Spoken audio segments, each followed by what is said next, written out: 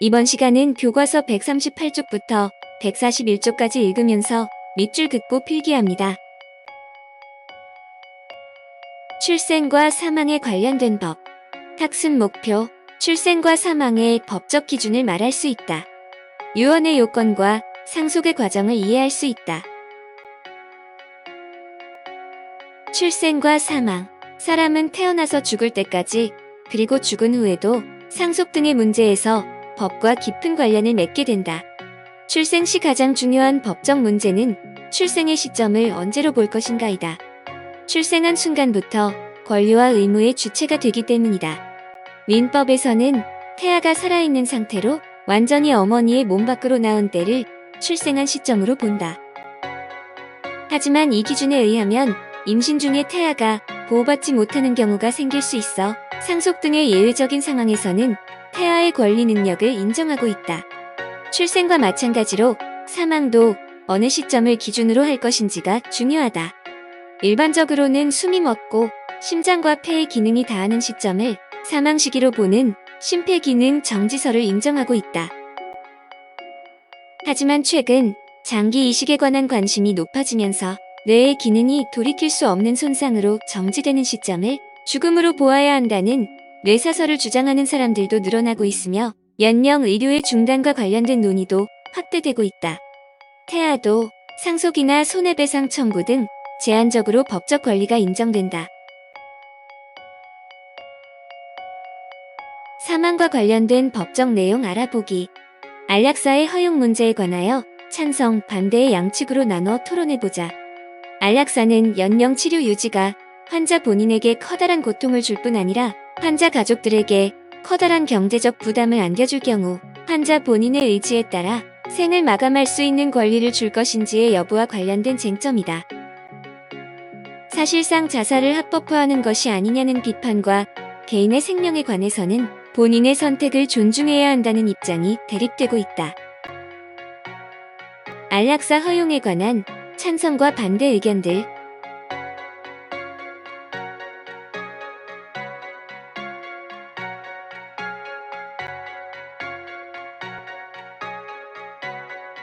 유언. 어떤 사람이 사망하면 그의 재산은 다른 사람에게 상속된다. 만약 죽기 전에 유언을 남겼다면 그에 따라 상속이 이루어지는데 유언이 잘못 전달되거나 다른 사람이 꾸며내는 일 등을 막기 위해 법에서 정한 형식이나 절차에 맞게 한 유언만 법적 효력이 인정된다. 예를 들어 자신이 직접 내용을 적은 후 도장을 찍은 경우나 공증인 앞에서 유언하고 이름을 쓰고서 도장을 찍어 공증을 받았을 때에는 추가적인 법적 요건을 갖추어 그 효력을 인정받을 수 있지만 영화나 드라마에서 보는 것처럼 임종 직전에 자식들에게 말로만 전하는 유언은 법적인 효력을 인정받지 못할 수도 있다. 유언의 방법에는 어떤 종류가 있나요? 유언은 자필 증서, 녹음, 공정 증서, 비밀 증서, 구수 증서의 방법으로 할 수 있습니다. 우리나라 민법에서는 다양한 유언 방법을 제시하고 있으며 어떤 방법을 사용할 것인지 자유롭게 선택할 수 있다. 다만 각각의 유언 방법들도 법에서 정한 엄격한 절차에 따라 이루어졌을 때에만 법적인 효력을 인정하고 있다. 유언은 상속과 관련하여 중요하게 다루어지는데 원칙적으로는 유언대로 상속이 이루어진다. 하지만 만약 유언의 내용이 모든 재산을 다른 사람에게 주거나 법정 상속인 일부에게만 재산을 물려주는 것이라면 나머지 법정 상속인들의 생계에 문제가 발생할 수도 있다.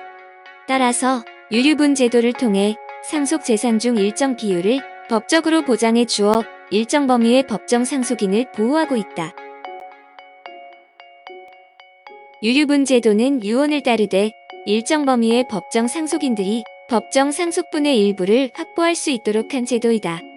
자녀와 배우자에게는 법정 상속분의 2분의 1을, 부모와 형제 자매에게는 법정 상속분의 3분의 1을 인정한다. 유언대로 집행하였으니 문제가 없다.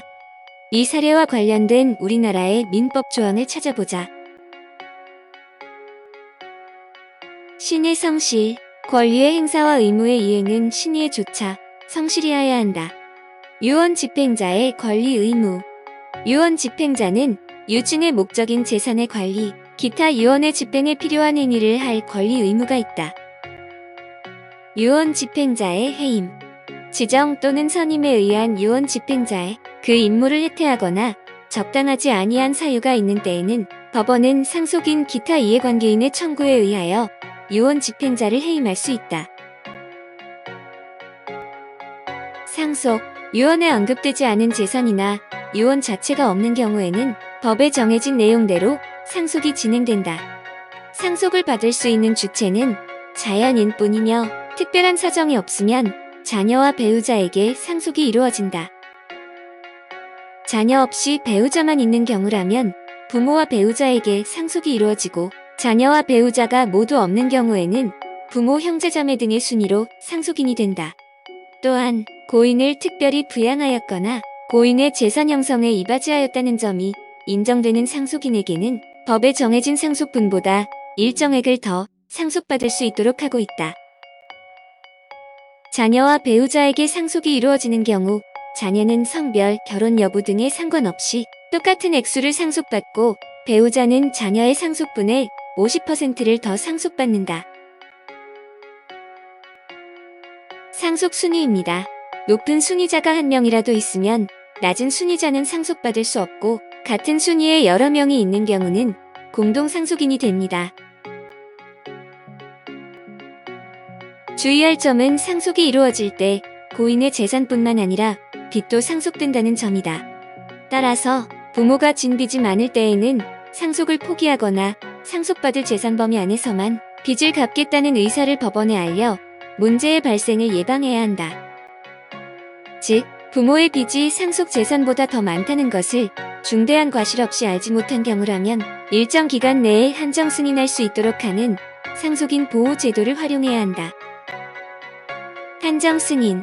상속인이 상속으로 얻은 재산의 한도 안에서만 피상속인의 채무 등을 갚는다는 조건을 붙여서 상속을 수락하는 것.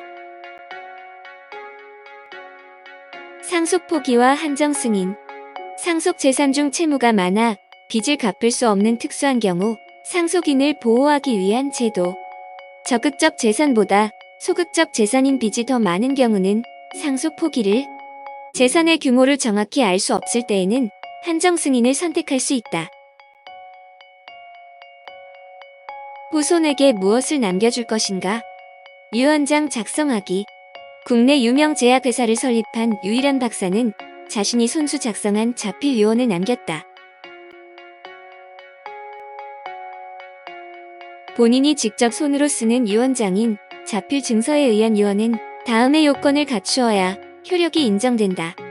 유언자가 직접 자필로 전문과 연월일, 주소, 성명을 쓰고 날인해야 한다. 주소의 경우 모든 사항을 정확하게 써야 하며 날인 대신 사인을 하는 경우는 효력을 인정받을 수 없다. 이 사례는 사회사업가 A씨가 남긴 유언장이 자필로 작성되었으나 날인이 되지 않아 유언으로서의 효력이 없다는 판결을 받은 사례이다. 민법에 정해진 유언의 방식을 살펴보자. 자필 증서에 의한 유언.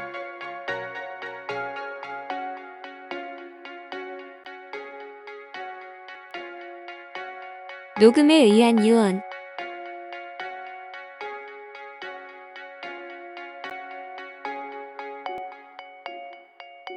공정증서에 의한 유언.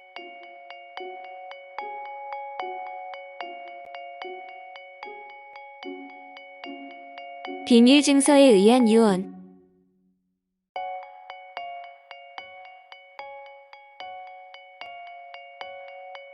구수증서에 의한 유언.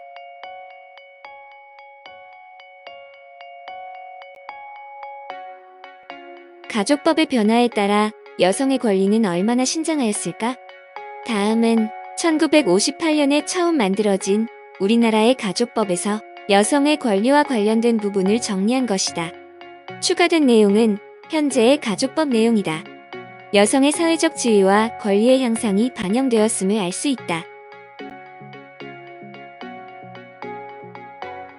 수고하셨습니다.